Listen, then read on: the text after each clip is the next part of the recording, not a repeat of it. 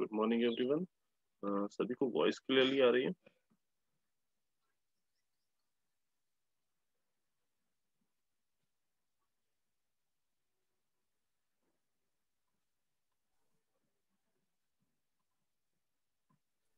Yes sir.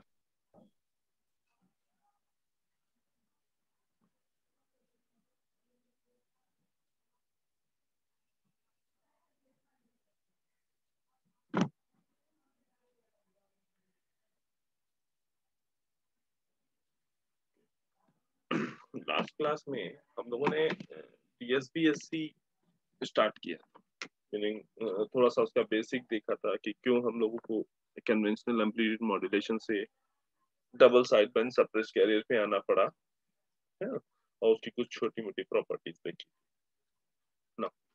तो आज उसी को आगे बढ़ाते हैं। ठीक, हम लोग जनरल DSBSC सिग्नल के जितने भी पैरामीटर्स हैं, जैसे हमने कन्वेंशनल AM में डिफरेंट पैरामीटर्स पढ़े थे, बैंडविड्थ फाइंड आउट करना, स्पेक्ट्रम फाइंड आउट करना, पावर कैलकुलेट करना and modulation efficiency find out करना। तो उसी तरीके से हम लोग double side band suppressed career का भी सारे पैरामीटर्स फाइंड आउट करें। ठीक, हमने थोड़ा सा प्रीवियस देख लेते हैं जो हम लोगों ने DSBSC में डिस्कस किया था। फर्स्ट थिंग हमने डिस्कस की कि भाई डीएस जो कन्वेंशनल एम्पलीट्यूड मॉड्यूलेशन था, उसमें मेन प्रॉब्लम ये थी कि वहां पे पावर का वेस्टेज बहुत ज्यादा था। पावर का वेस्टेज बहुत ज्यादा था। क्यों? क्योंकि वहां पे हम जब मॉड्यूलेटेड सिग्नल भेजते थे तो उस मॉड्यूलेटेड सिग्नल में साइड बैंड्स होते थे एंड कैरियर सिग्नल्स होते थे, और ये कैरियर सिग्नल को सेंड करने ट्रांसमिट करने के लिए हमारी काफी ज्यादा पावर रिक्वायर्ड होती थी। मतलब जो टोटल पावर हम यूज कर रहे हैं उसका काफी पार्ट हमारा कैरियर सिग्नल को ट्रांसमिट करने में जाता था। ठीक है ना?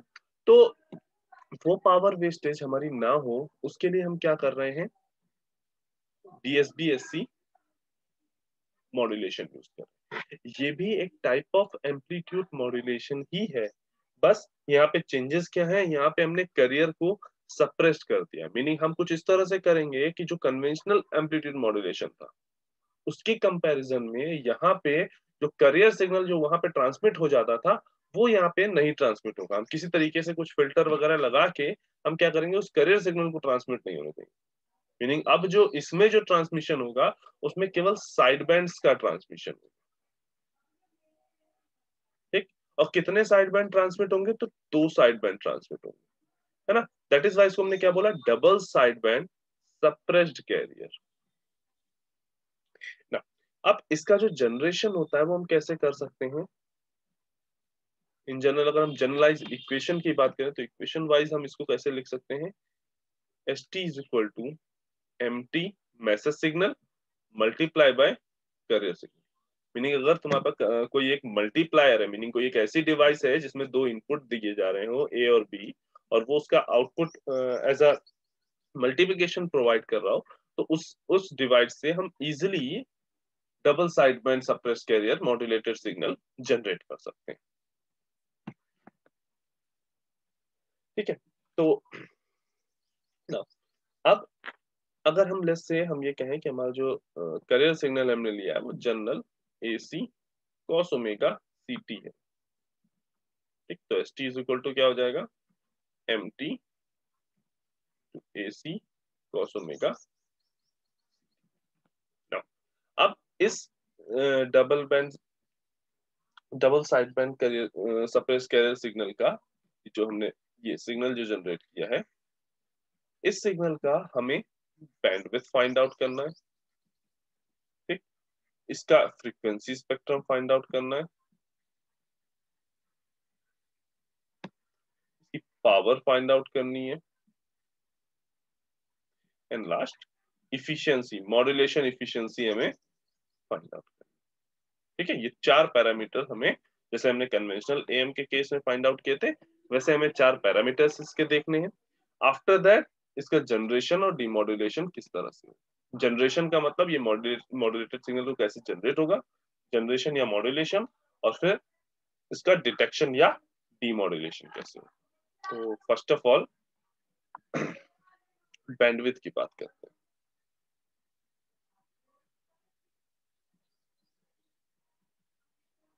ठीक, तो बैंडविड्थ फाइंड आउट करने के लिए हम जनरलाइज सिग्नल ले रहे हैं एमटी। कोई मैसेज सिग्नल है एमटी जिसका फोरियर ट्रांसफॉर्म जो है वो एम ओमेगा है या एम एफ। ठीक है, अगर रेडियन में बात हो रही होगी तो ये, और अगर हर्ट्ज में बात हो रही होगी तो, और उसको अगर हम ग्राफिकली ड्रॉ करें तो वो कुछ इस तरह से,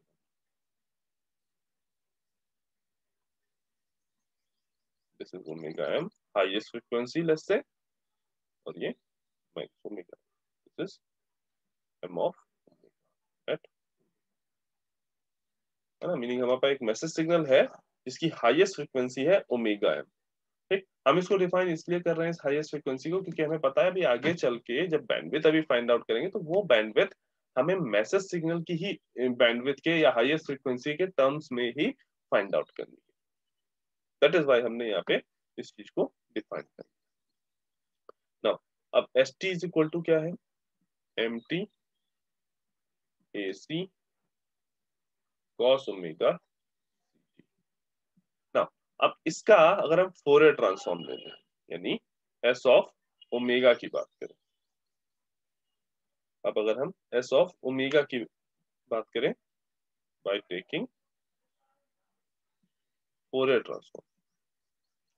ठीक, तो मैसेज सिग्नल का देखो, जब भी दो डिफरेंट क्वांटिटीज दी हो meaning X T into Y T दिया हो, ठीक, और ये कैसे डिफाइन करोगे कौन एक्स टी कौन वाई टी, तो देखो जो जो भी टर्म्स दिए हुए हैं उन टर्म्स में अगर इंडिविजुअल का फोरियर ट्रांसफॉर्म तुम्हें पता है, मीनिंग एक्स टी का अलग फोरियर ट्रांसफॉर्म पता है X omega, and Y T का अलग फोरियर ट्रांसफॉर्म पता है वाई ओमेगा। ठीक, तो X T into Y T का फोरियर,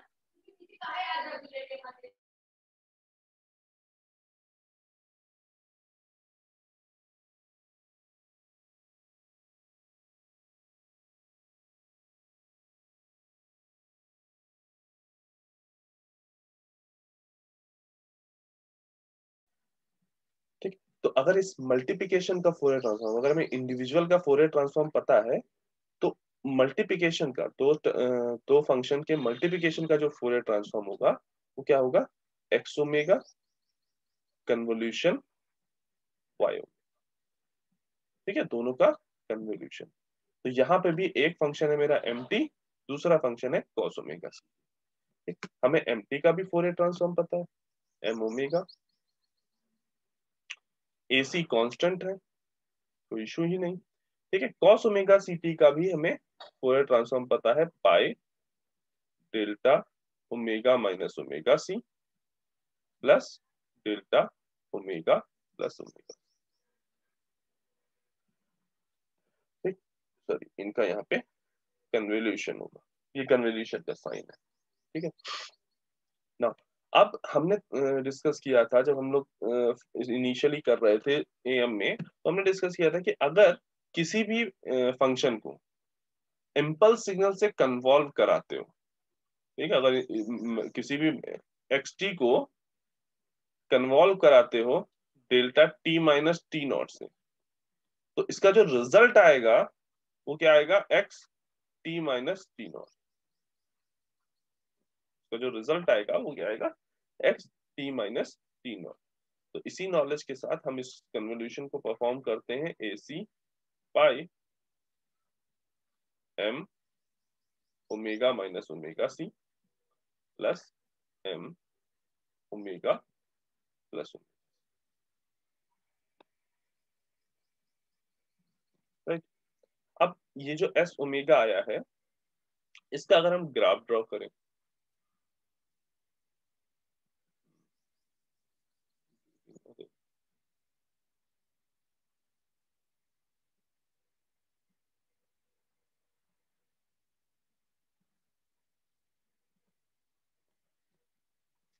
ये हम एस ओमेगा ड्रॉ करने की कोशिश कर रहे हैं।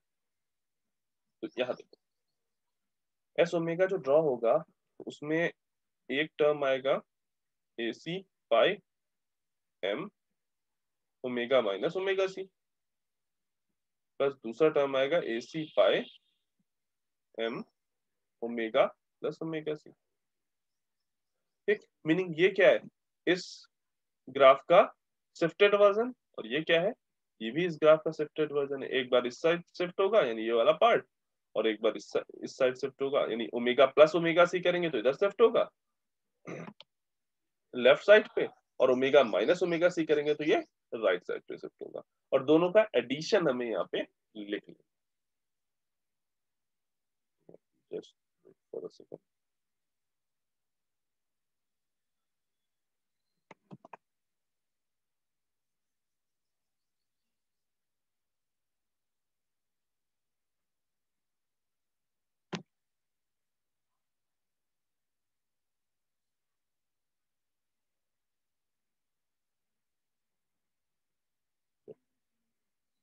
ना, तो अगर हम इस ग्राफ को ड्रॉ करें तो कुछ इस तरह का, ठीक, शिफ्टेड वर्जन ऑफ दिस, ठीक है। इनका एम्पलीट्यूड क्या होगा, ए सी इंटू पाई, ठीक। ये फ्रीक्वेंसी अगर हम डिफाइन करें तो क्या होगा, omega C minus omega M, और ये हो जाएगा omega C plus omega M. ये क्या आएगा, omega C minus omega M, या और ये क्या आ जाएगा, omega C plus omega M. ठीक, सिंपली हमने क्या किया है, इस ग्राफ को एक बार लेफ्ट एक बार राइट शिफ्ट कराया है, जब omega minus omega C find out किया और omega plus omega C find out किया, दोनों को ऐड कर दिया ना। अब ध्यान करो, जो कन्वेंशनल एएम का जो तुमने ऐसा ग्राफ देखा था, उसमें और इसमें डिफरेंस क्या है, वहां पे एक यहाँ पे एक इम्पल्स सिग्नल होता था एट ओमेगा सी, एक इम्पल्स सिग्नल भी एग्जिस्ट करता था, बट यहाँ पे कोई भी इम्पल्स सिग्नल एग्जिस्ट नहीं कर रहा है। क्यों, क्योंकि हमने यहाँ पे करियर सिग्नल को सप्रेस्ड कर दिया, ठीक है। तो अब अगर हम इस ग्राफ की बात करें तो ये पार्ट जो है इधर वाला, ठीक, ओमेगा सी से omega C plus omega M वाला, इस पार्ट को हम बोलेंगे अपर साइड में, और ओमेगा सी से omega C minus omega M वाला पार्ट जो होगा वो क्या कहलाएगा, लोअर साइड में ना। इसी की मिरर इमेज इधर बनी हुई है, ठीक है। तो ये पार्ट क्या हो गया, अपर साइड बैंड की मिरर इमेज इधर आएगी, और ये वाला पार्ट क्या हो गया, लोअर साइड में ना।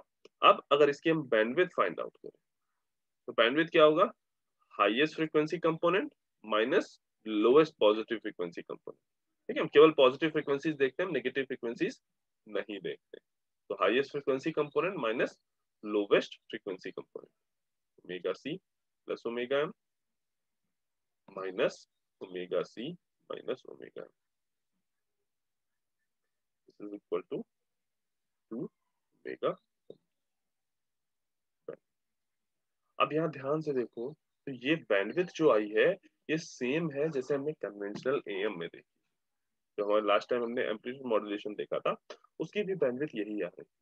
दैट मीन्स जो बैंडविड्थ वाला प्रॉब्लम था हमारा, जो बैंडविड्थ वाला ड्रॉबैक था हमारा कन्वेंशनल एएम का, वो डीएसबीएससी से रिजॉल्व नहीं हुआ है, ठीक। पावर वाला भी आगे चल के जब पावर कैलकुलेट करेंगे तब चेक करेंगे कि पावर वाला प्रॉब्लम रिजॉल्व हुआ कि नहीं हुआ, लेकिन ये क्लियर हो गया कि बैंडविड्थ वाला प्रॉब्लम हमारा रिजॉल्व नहीं हुआ। एक बैंडविड्थ वही सिमिलर है 2 इंटू मैसेज सिग्नल की बैंडविड्थ, ठीक है। ओमेगा एम हमारा क्या था, highest frequency of message signal या बैंडविड्थ ऑफ मैसेज सिग्नल, दोनों यहाँ पे सेम थी, ठीक है। अब आते हैं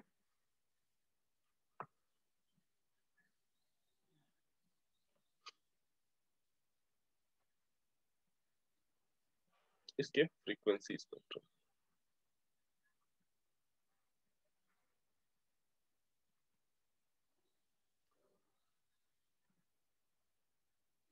ठीक है।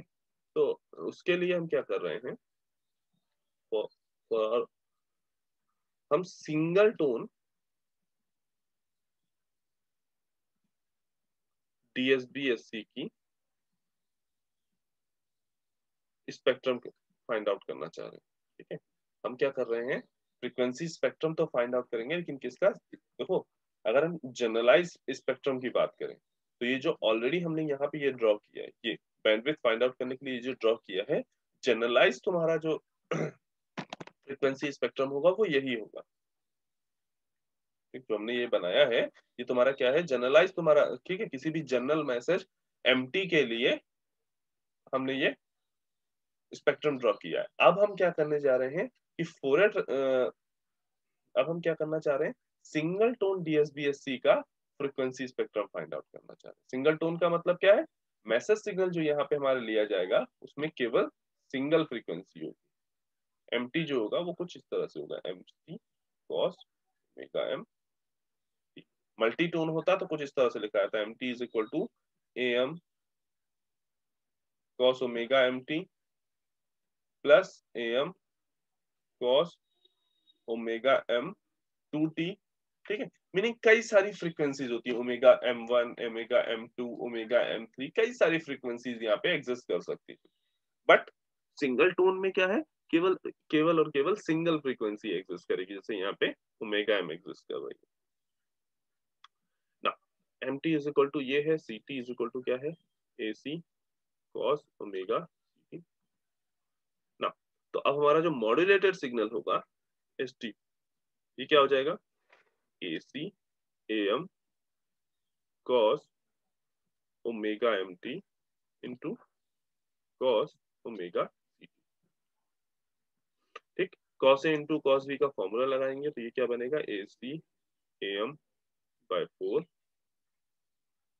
Sorry ac am by 2 cos fc plus fm into t plus, sorry we are working on radian, है ना, हम रेडियन पे काम कर रहे हैं तो हम omega C plus omega M ही लेके चलते हैं। अगर हम हर्ट्ज पे काम कर रहे होते तो इसी को F C plus F M भी लिख सकते थे।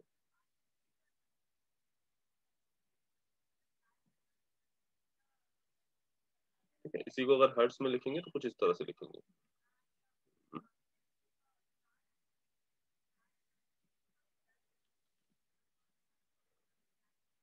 M by 2 cos 2 pi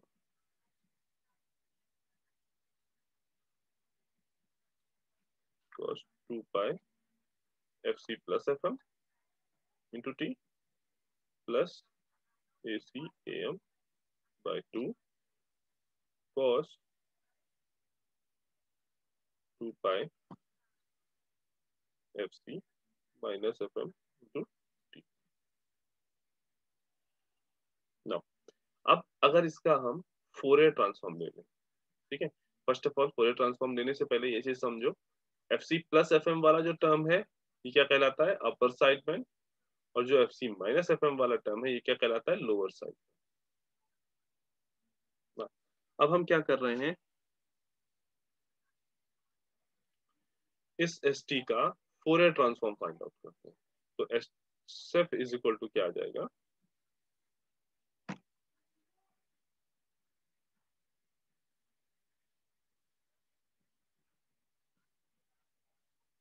S F is equal to क्या आ जाएगा, या S omega is equal to क्या आ जाएगा, A C A M by 4 into pi delta omega minus omega C plus omega M plus delta omega plus omega C plus omega M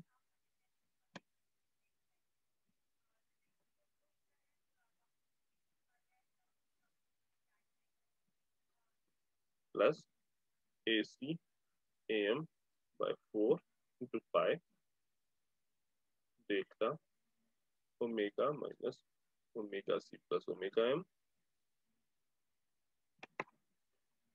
plus delta omega plus omega C minus omega M,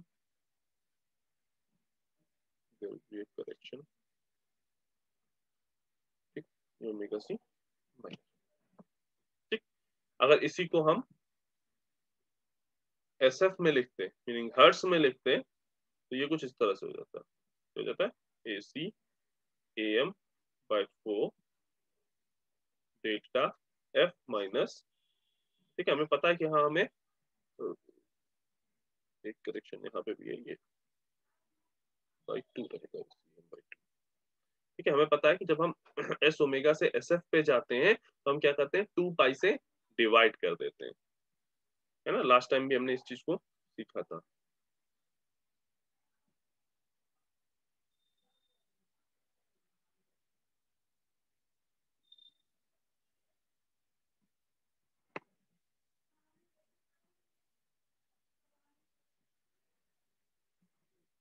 Here also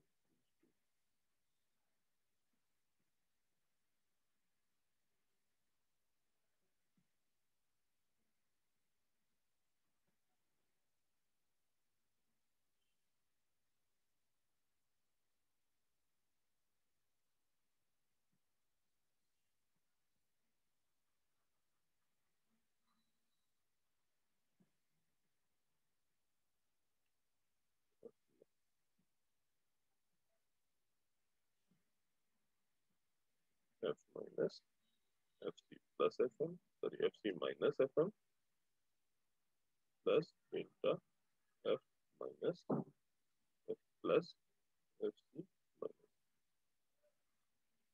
simply हमने F और omega दोनों ही terms में हमने simply equations को लिख लिया ना। अब इनसे हम स्पेक्ट्रम ड्रॉ कर देंगे, जिसे हमने लास्ट टाइम ऑलरेडी किया हुआ है, ठीक है।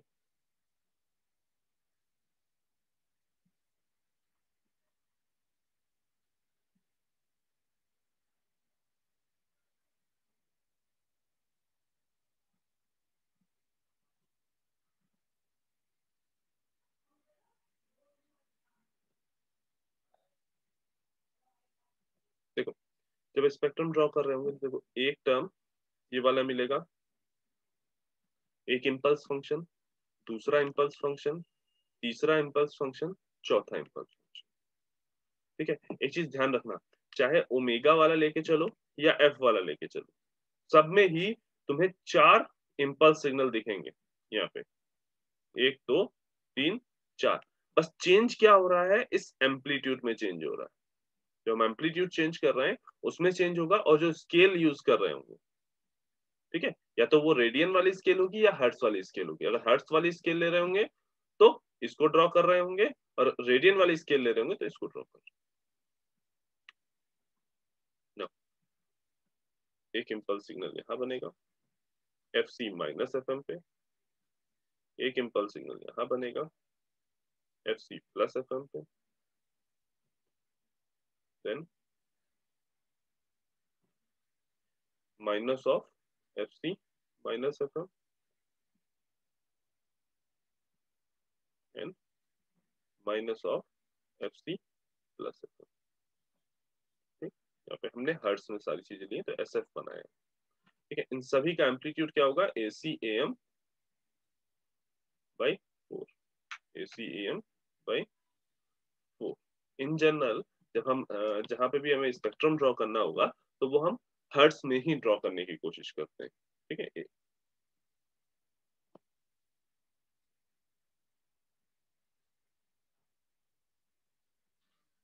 नो, फ्रीक्वेंसी स्पेक्ट्रम तक किसी को कहीं कोई दिक्कत डीएसपीएससी में?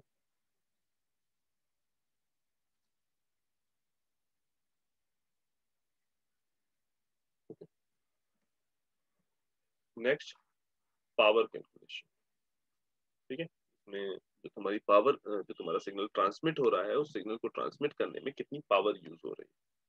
तो एक बात को समझो, जैसे वहां पे हम लोग टोटल पावर फाइंड आउट कर रहे थे, तो वहां पे जब हम लोगों ने कन्वेंशनल एएम किया था तो total power is equal to क्या थी, carrier power plus side band power.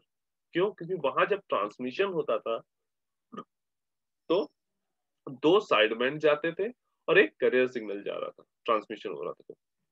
लेकिन जब यहाँ पे DSB-SC में जब ट्रांसमिशन हो रहा है तो केवल साइड बैंड जा रहा है, कैरियर सिग्नल नहीं जा रहा है। तो यहाँ पे जो टोटल पावर होगी वो किसके बराबर होगी?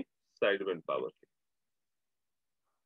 ठीक, हम सिंपली इस इक्वेशन से, जो हमने अभी ये इक्वेशन फाइंड आउट की, दिस इक्वेशन नंबर 2, ठीक है, इस इक्वेशन की हेल्प से हम इजीली फाइंड आउट कर सकते हैं पावर साइड बैंड्स की। क्यों? देखो, ये हो गया अपर साइड बैंड और ये हो गया लोअर साइड बैंड। तो अपर साइड बैंड और लोअर साइड बैंड की हम इजीली जस्ट टेक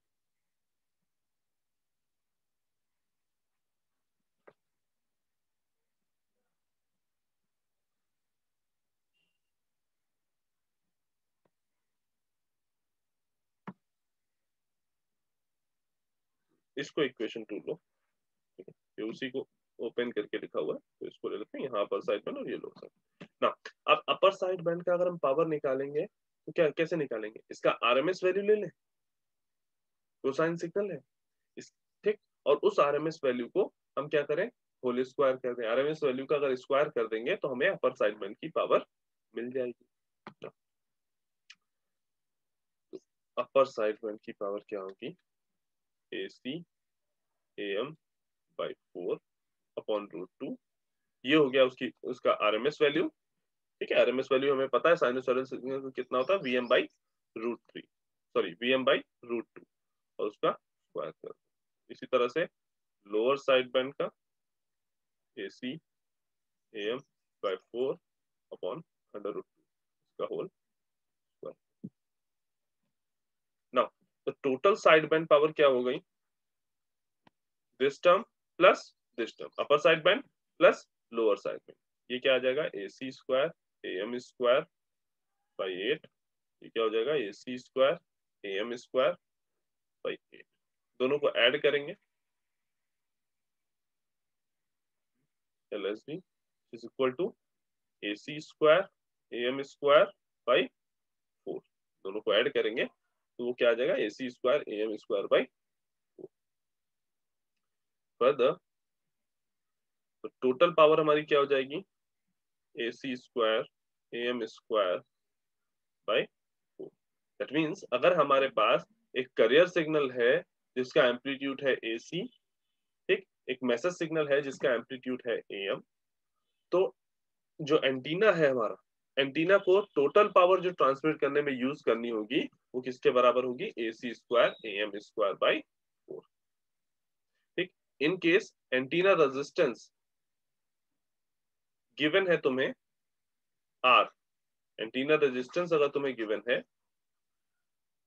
ठीक, R एंटीना रेजिस्टेंस गिवन है, तो टोटल पावर क्या हो जाएगी? AC² AM² upon 4R।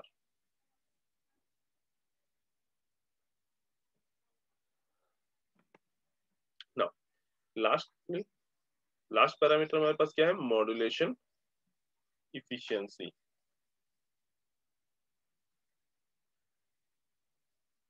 ठीक है, एक्चुअल में ये सारे टर्म्स हम लोग एक बार कन्वेंशनल AM में डिस्कस कर चुके हैं, इसलिए हम लोग थोड़ा सा तेज चल रहे हैं। ठीक है, बार बार उन्हीं चीजों को रिकॉल करना है। ठीक है, तो मॉड्यूलेशन इफिशियंसी हम लोगों ने क्या पढ़ा था कि भाई मॉड्यूलेशन इफिशियंसी इन जनरल क्या है कि वो बताती है कि भाई कितना परसेंटेज ऑफ पावर जो तुमने टोटल पावर यूज की है, उस टोटल पावर का कितना percentage of power side band को ट्रांसमिट करने में लग रहा है और कितना पावर वेस्ट हो रहा है। ठीक, तो उसको हम लोगों ने कैसे डिनोट किया था? ईटा इज क्या था? Ratio of side band power and total power, और इसी को अगर मल्टीप्लाई बाय 100 कर लेते थे तो इफिशियंसी इन परसेंटेज मिल जाता था। मॉड्यूलेशन इफिशियंसी जो थी वो परसेंटेज में मिल जाती थी। Now, अब ये ध्यान से देखो कि DSB-SC के केस में साइड बैंड की पावर और टोटल पावर दोनों इक्वल है। तो in case of DSB-SC signal eta हमेशा 1 रहेगा और परसेंटेज ऑफ ईटा हमेशा 100% रहेगा। क्यों? क्योंकि यहाँ पे कैरियर सिग्नल है ही नहीं, वेस्टेज ऑफ पावर हो ही नहीं रहा है। है ना, कोई भी पावर वेस्ट नहीं हो रही। इतनी बातों में जो सारे पैरामीटर्स हम लोगों ने डिस्कस किए, इसमें कहीं किसी को कुछ दिक्कत?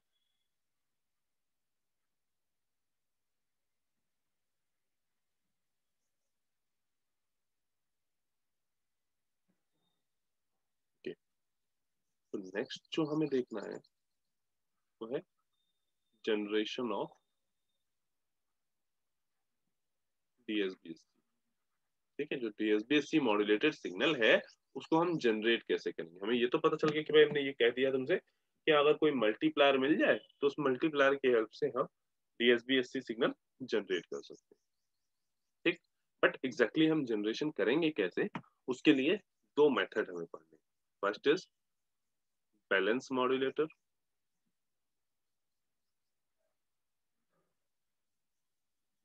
And second is ring modulator.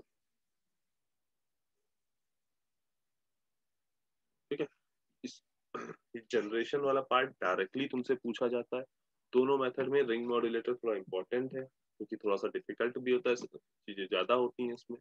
ठीक है, तो डायरेक्टली तुमसे जनरेशन पूछा जाता है कि डीएसबीएससी सिग्नल्स की जनरेशन मेथड, या तो ये लिख जाएगा कोई एक मेथड डिस्क्राइब करें, या ये हो जाएगा कि हाँ पर कोई पर्टिकुलर मेथड दे दिया गया, उसको वो डायरेक्टली तुमसे पूछ लिया जाए। ठीक, तो हम लोग वन बाय वन दोनों मॉड्यूलेशन टेक्निक्स देखेंगे। ठीक है, फर्स्ट ऑफ ऑल हम लोग रिंग मॉड्यूलेटर देखते हैं। ये रिंग मॉड्यूलेटर की बेसिकली वर्किंग किस तरीके से होती है। ठीक है,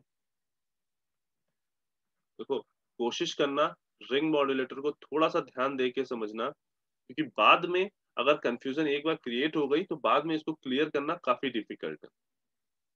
ठीक है, चीजें समझ में नहीं आती कि सर्किट ऑपरेट कैसे कर रहा है।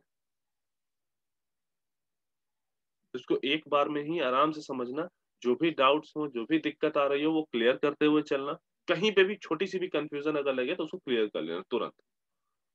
ठीक है, ला, अब जब रिंग मॉड्यूलेटर का पहले हम सर्किट थोड़ा सा समझ लेते हैं कि हम सर्किट बनता कैसे।